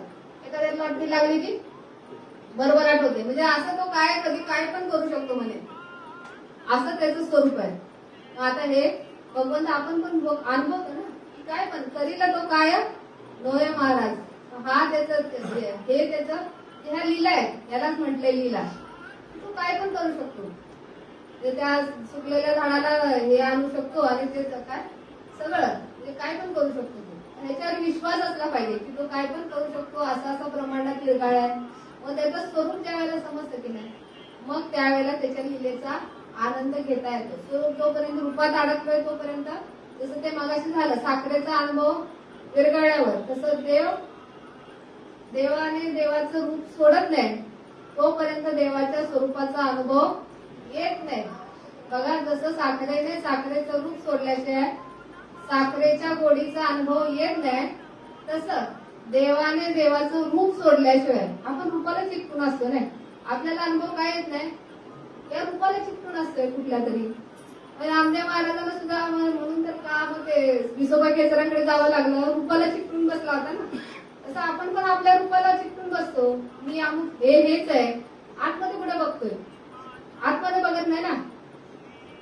बाबा पण सांगायचे की मला विसरा परी विसरू नका नामाला. जे दिलंय त्याला, देवाला विसरू नका. का मला विसरा म्हणजे तुम्ही रूप म्हणून मला बघताय ना, रूपाला मी म्हणताय ना, पण मी कसं आहे का आतमधलं, त्याला मला विसरू नका. आतलं जे तत्व आहे ना, ते बोध कसा करतात बघा. मी पणाला विसरा पण त्या देवाला विसरू नका. संकल्प कायम लक्षात ठेवा. आता पुढे देव अवताराला येतो म्हणतो ना आपण, देव अवताराला येतो. काय दुष्टांचा आपलं असं असतं की काहीतरी भरपूर पाप झालं, दुष्ट झाले की त्यांचा नाश करण्यासाठी येतो. नाश करण्यासाठी येतो का उद्धार करण्यासाठी येतो? खरं तर आपल्याला म्हणजे आपण अज्ञानापोटी काय म्हणतो की तो त्यांना हे वध करण्यासाठी येतो. म्हणजे राम रावणाचा वध करण्यासाठी आला, कृष्ण कंसाचा वध करण्यासाठी नाही, त्याचा उद्धार करण्यासाठी. मृत्यूवर बघितलं तर लक्षात येईल की उद्धारासाठी घडलेलं आहे. देव उद्धारासाठी येतो. यदा यदा हि धर्मस्य ग्लानिर्भवति भारत अभ्युत्थानम अधर्मस्य तदात्मानं सृजाम्यहम्. पुढे काय मग? विनाशायाच्या दुष्कृतम. शेवटी आले बघा, शेवटी आले विनाशायाचे दुष्कृतम. शेवटी उपक्रम आहे. मेन क्रम काय आहे की ज्या ज्या वेळेला धर्मावरती ग्लानी येते ती ग्लानी घालवण्यासाठी मी अवतार घेतो. आता ग्लानी कशी हे समजून घ्या. आणि धर्म काय? धर्म आपल्याला आपलं स्वतःचं आचरण कसं असायला पाहिजे हे समजत नाही ना, त्याच्यावर आचरण येते. भारत, आता भारत म्हणजे भगवत भावावर जो आरूढ आहे त्याला म्हटलंय भारत. आपल्याला वाटतं की भारत म्हणजे आता जो नकाशामध्ये कोण आहे? भारत म्हणजे जो भगवत भावावर रथ आहे आरूढ. आणि ह्या भावावरती कुठंतरी मिथ्याच्या संगतीत आल्यामुळं, मायेच्या संगतीत राहिल्यामुळं काय होतंय की त्या ठिकाणी आवरण येते. आवरण काय? आता इथं रावणाच्या ह्याच्यातून गोष्टीतून बघूया आपण.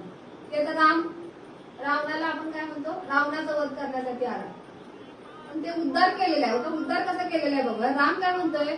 रावणाला कोणी पण मारू शकत होतं म्हणे, मीच यायला पाहिजे होतं असं काय म्हणे. माझ्या आधी म्हणे 3 जे सामर्थ्यवान होते 3 लोक की ते त्यांचा वध करू शकले असते रावणाचा. कोण? बाली, सहस्त्रार्जुन आणि परशुराम. बाली आता सुग्रीवाचा भाऊ, त्याच्याकडे एवढं सामर्थ्य होतं की त्याच्या समोर जाईल त्याचा अर्धबळ याला भेटायचं. त्या रावणाला त्याने कुळकुळच करून ठेवलं, म्हणजे त्याला मात्र सहज आलं असतं नाही. बरं, सहस्त्रार्जुन असा की त्या रावणाला त्याने बंदी बनवून जेलमध्ये ठेवलं होतं. म्हणजे त्याचं सामर्थ्य पण जास्त होतं, तो पण मारू शकला असता. त्याच्यानंतर परशुराम पण त्या वेळेला होते ना. परशुरामाचं सामर्थ्य एवढं की त्यांनी सहस्त्रार्जुनचा वध केला. मग सहस्त्रार्जुनचा वध करू शकतो, तो रावणाचा नाही करू शकत का? हे 3 जणी जरी सामर्थ्यवान होते तरी यांना अधिकार नव्हता, रावणाला मारण्याचा अधिकार नव्हता. का बरं नव्हता? आता हा कोण? बाली कसा होता? वासनेमध्ये अडकला होता. काम वासनेमध्ये अडकला होता. त्याने ते सुग्रीवाच्या बायकोला दासी बनवलेलं होतं, त्याला आकलून दिलं होतं सुग्रीवाला आणि दासी बनवलं होतं, त्यामुळे त्याला अधिकार नव्हता.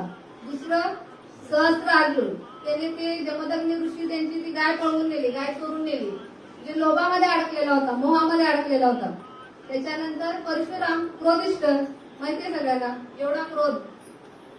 त्या क्रोधामुळे त्यांना अधिकार नव्हता. होते सामर्थ्यवान पण यांना अधिकार नव्हता. आणि रामाला अधिकार का होता?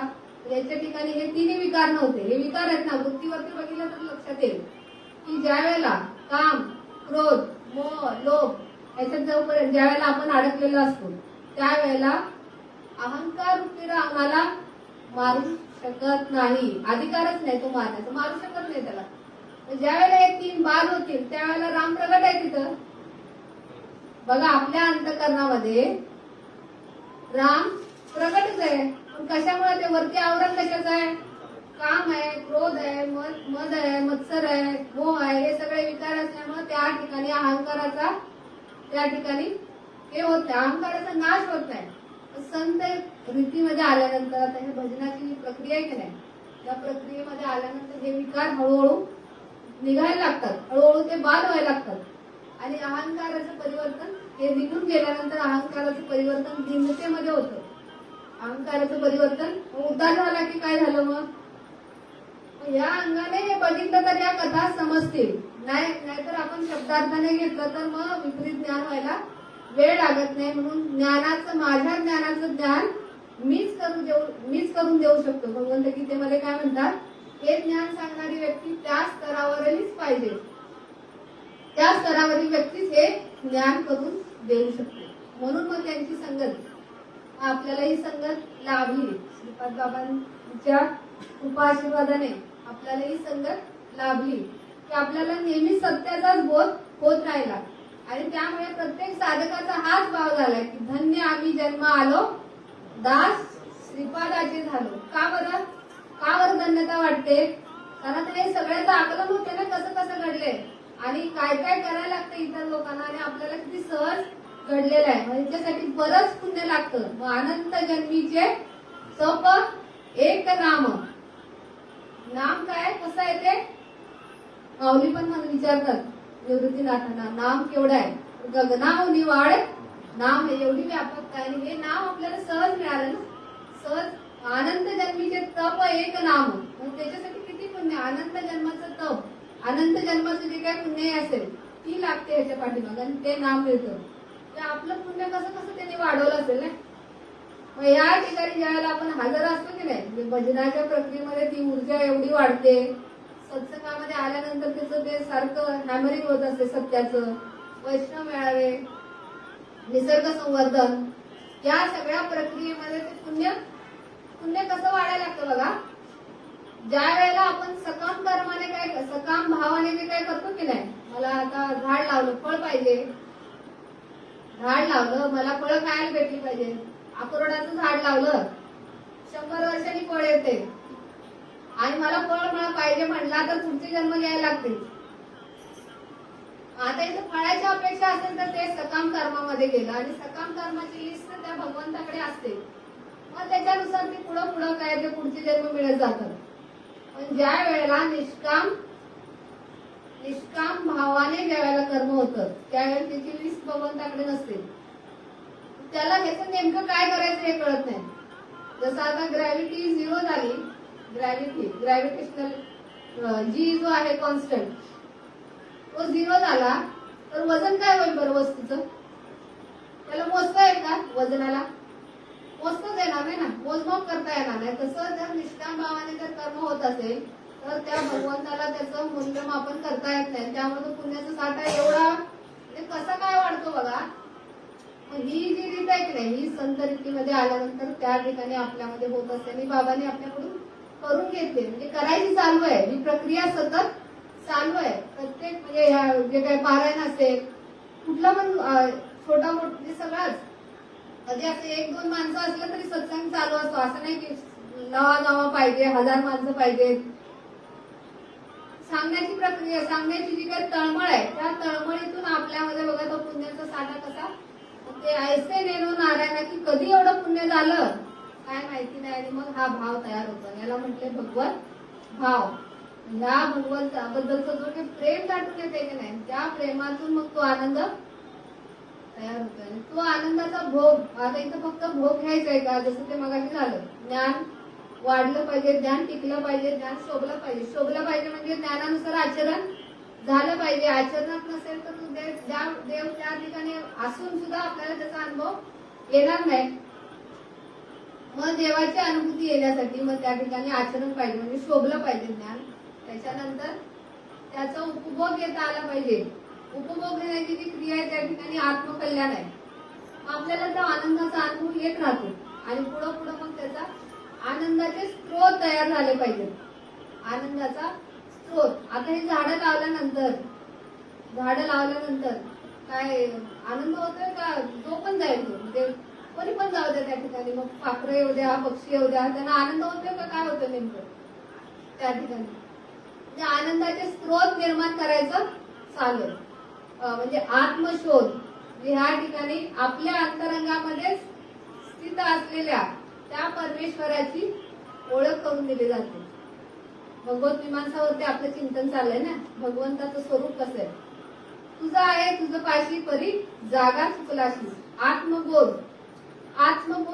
इथं आत्मकथा आहे नाही, सगळं भगवत कथा आणि आत्मकथा काय वेगळ्या नाहीत. आत्मबोध. तू कसं आहेस? कुठपर्यंत आलायस? तुझ्या आतमध्ये काय काय दडले, कुठले गुण आहेत, कुठले अवगुण आहेत, याचा साक्षात्कार, याला म्हटलंय साक्षात्कार. आपल्याला वाटतं की साक्षात्कार म्हणजे असं काय तो 4 हाताचा असं तेजस्वी कोण तर माझ्यासमोर येऊन मला काहीतरी सांगेल. आपल्या आतमध्येच इथं बघायला. आत वे नरा, आत बघ जरा, ही अशी जी प्रक्रिया आहे. त्याच्याने भगवंताबद्दलचं ज्ञान म्हणजे आपल्या स्वरूपाबद्दलचं ज्ञान. मी कसं आहे माझ्या आतमध्ये कुठल्या वृत्ती आहे तर ते महाभारतामधल्या काय ते सैन्य दाखवलं की नाही 18 औषधी ते सगळं आपल्या आतमध्ये दडलंय. म्हणजे 11 औषधी कौरव वृत्ती आपल्या आतमध्येच आहेत. 7 औषधी पांडव वृत्ती आपल्या आतमध्येच आहेत आणि यांचा सारखा संघर्ष चालू असतो. याला तुकाराम महाराज काय म्हणतात, रात्रंदिवस आम्हा युद्धाचा प्रसंग. हे युद्ध चालू आहे आतमध्ये वृत्तींचं ना, हे बघ म्हणे आतमध्ये जरा, बाहेर आपोआप शांत होईल पण आतमध्ये बघ. मग जसं जसं मग त्या ठिकाणी सद्गुरु मार्गदर्शनात राहू तसं या वृत्ती शांत होतात आणि मग कुठे कशाचा वापर करायचा, कुठल्या गुणाचा कुठे वापर करायचा हे समजून येऊन मग त्या ठिकाणी आचरण, त्याला म्हटले आत्मकल्याण. आत्मकल्याण म्हणजे त्या ठिकाणी आत्मकल्याण ज्यावेळेला होतं त्यावेळेला त्या वृत्ती सगळ्या शांत झालेल्या असतात आणि योग्य वृत्तीचं त्या ठिकाणी आपल्याला आचरणाच्या ठिकाणी उपयोग होत असतो. आणि ज्यावेळेला मग असं होत असते आचरणातून मग आनंद प्राप्त होतो आणि आनंद हे त्या भगवंताचं व्यक्त स्वरूप आहे, व्यक्त स्वरूप आहे. आणि मग हे असं भगवंत आणि अशा भगवंत समजून घेतल्यानंतर मग काय आनंदी आनंदच आहे ना. म्हणजे तुकाराम म्हणजे संतांनी जो अनुभव घेतला आता ह्या शास्त्रामध्ये जो अनुभव आहे तो फक्त तो त्या काळात होता असं नाही. म्हणजे आता सुद्धा अनुभवाच्या रूपाने ते आपल्या सोबत आहेत. आपल्याला वाटतं की त्या काळात ज्ञानेश्वर माऊली होऊन गेल्या, आता कुठे तसा अनुभव असतो का. तुकाराम महाराजांनी असा असा अनुभव सांगितला, भगवद्भावामध्ये सांगितलाय. तो अनुभव आणि आपला अनुभव हा अनुभव एक होतो आणि हा अनुभव घेण्यासाठी मग इथं समजून घ्यायचा, हा विचार समजून घ्यायचा. भगवंत हा म्हणजे समजून घेण्याचा विषय आहे, करण्याचा विषय नाही. पान फूल फळ वगैरे अर्पण करणं ही प्रक्रिया आहे, त्या ठिकाणी नतमस्तक होण्याची एक प्रक्रिया आहे. पण त्या प्रक्रियेतून पुढे जाऊन त्याचं स्वरूप समजून घेऊन त्याची भक्ती. आता बघा गाडगे बाबांनी झाडू घेऊन दिवसभर कसा त्यांचा देव झाडू घेऊन सगळं ते स्वच्छ गाव स्वच्छ करायचे. का बरं, त्यांना त्या देवाला नटवायचं होतं ना, कुठल्या देवाला, व्यापक देवाला नटवायचं होतं. आता म्हणजे विश्वात्मक देव मंडळींचं कार्य चालू आहे, जंगल तयार करायचं, म्हणजे त्या देवाला नटवायचं चालू आहे ना. हे अशा पद्धतीने नटवलं तर तो भगवंत सुखी होईल. म्हणजे सुरुवातीला काय स्वतः आनंद घ्यायचा आणि पुढे भगवंत कसं सुखी होईल त्याच्यासाठी प्रयत्न करायचा आणि मग त्याच्यातून विश्व कल्याण आपोआप ते साधतं.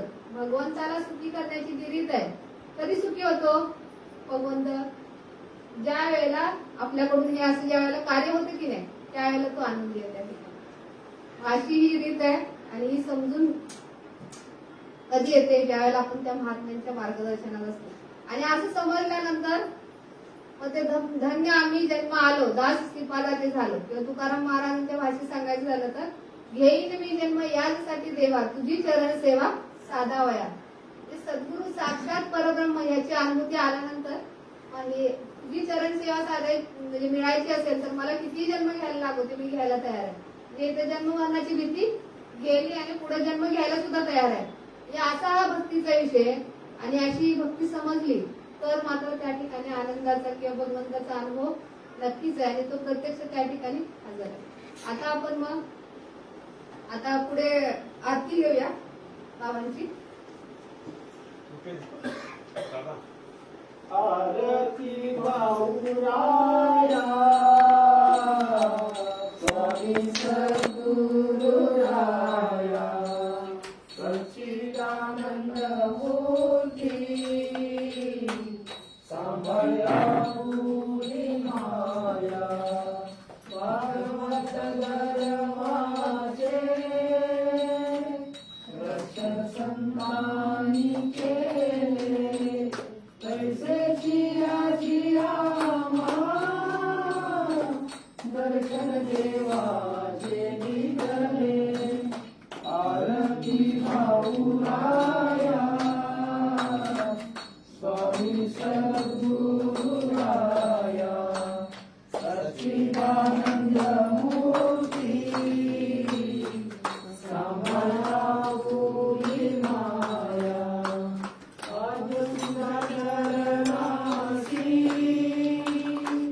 सारे भक्त जनाए रसिया वयराज समरा तुआ आरती भा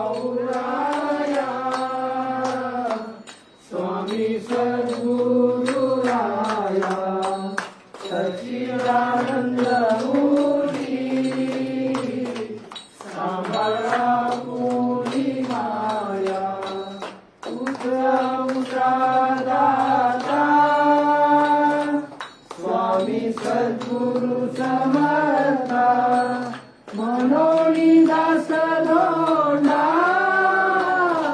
चरणी गेली ओ माता आरती बाहुराया स्वामी सद्गुरुराया सच्चिदानंद मूर्ती